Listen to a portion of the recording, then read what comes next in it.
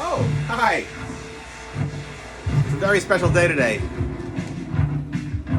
It's July 4th.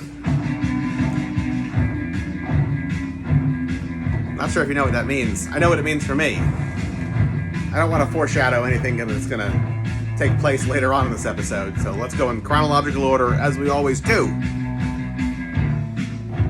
We're celebrating births and beginnings of everything important since the dawn of time. And on this day, July 4th, 1895, was the day that Sea Lion Park opened in Coney Island.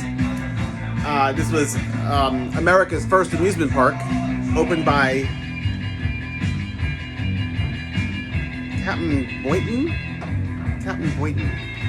who was like a daredevil. It was like a daredevil in the late 1800s who would was determined. He had a rubber suit that was like a flotation device that he was determined to prove that he could pretty much walk on water and swim 200 miles out, and was trying to get different boats to drop him off to prove that he could do this. And he had these flotation rubber devices, and nobody would let him do it because he was going to die. And he eventually, well, long story short, I mean, he's an interesting person actually. Search out Captain Boynton, Boynton, I think. Eventually, he opens Sea Lion Park in Coney Island in 1895 on this very day, July 4th. It included a bunch of exciting rides, like the Shoot the Chute, because he was always a big water person, so there was a lot of water, almost like a log flume type thing from a modeling standpoint. But there was also the Flip Flap Railway that apparently, it was a... it's very hard to concentrate with this record on. I'm sorry, I'm trying. The Flip Flap Railway was a 1895 roller coaster that would go upside down, and apparently the G-force that it would create would result in people who were riding it blacking out from it.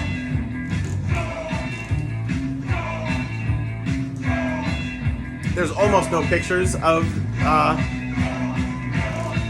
Sea Lion Park. This is kind of before photographers were mobile, I'd say. Give it a couple of years and then Steeplechase and everything else, Luna Park, all these are photographed to the nth degree, but Sea Lion Park is the first and oddly the least remembered. So remember it, why don't you? Also on this day, 1910, Gloria Stewart was born. Gloria Stewart was the lead female in The Invisible Man, 1933, Claude Rains' Invisible Man, directed by James Whale. Also directed by James Whale, she appeared in The Old Dark House. We just talked about that the other day with our whole Charles Lawton talk.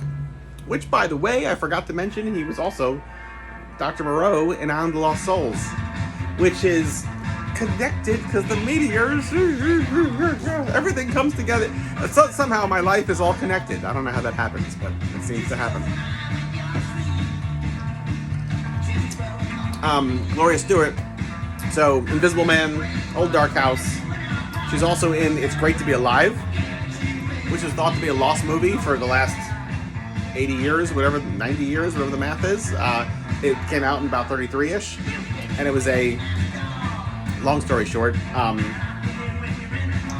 futuristic science fiction comedy musical shot in 1933, but takes place in the year 1980, I want to say, where all of a sudden all men on Earth die from a sickness called masculitis, except for one guy who got into an argument with his fiance and went off on a plane and gets stuck on an island somewhere. Anyway, he winds up being found years later, and all society's been taken over by nothing but women because all the men are dead, and they all have to vie for his attentions with the thought of they need to repopulate the world. So all the different nations of the world have to compete for his interests, but he realizes he's actually just interested in his fiance. who is Gloria Stewart. It's a ridiculous movie. And it's a remake of another movie that was also thought to be lost, that's also been found, called The Last Man on Earth, from mid-20s, 24, 25, something like that. Anyway, yeah, Gloria Stewart. Many, many years later, she winds up being the little old lady in Titanic. But, you know, Old Dark House or any of the 30s stuff is where it's at.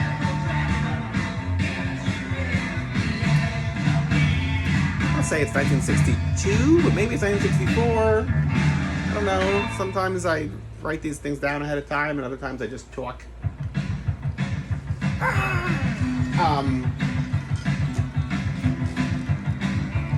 Tales of Terror premiered on this day, starring Basil Rathbone, Vincent Price, and Peter Lorre.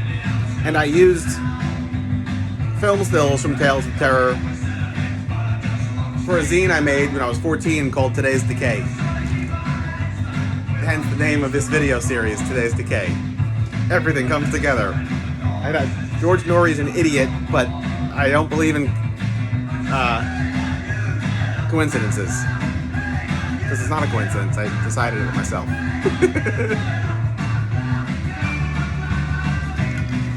So, 1976, on this day, The Clash exploded onto the scene, playing their first gig ever, coming from the ashes of the 101ers. They were just a little band called The Clash, playing their first show. And now, big ending. If you couldn't guess, the Meteors on this day, July 4th, 1981, were playing a live gig. I think it was at the Marquee. Don't quote me on that. I used to know much more, and I have forgotten all sorts of important details like this.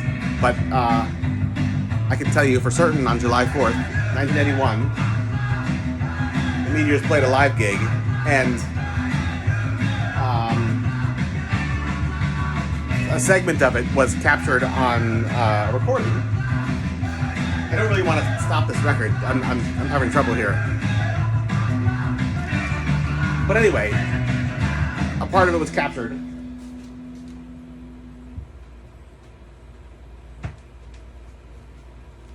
It was the whole live intro for In Heaven, Everything Is Fine, for their first album, In Heaven.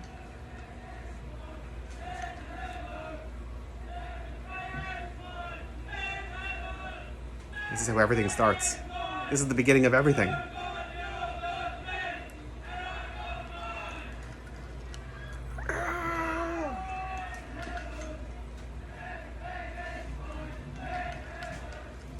Maybe Joanne Van Rankin was there. Who knows? She seems to be everywhere.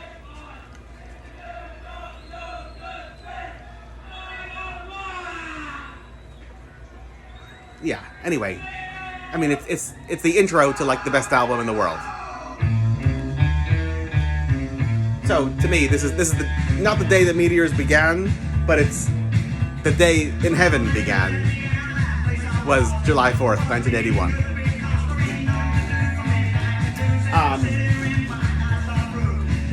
This is my first copy.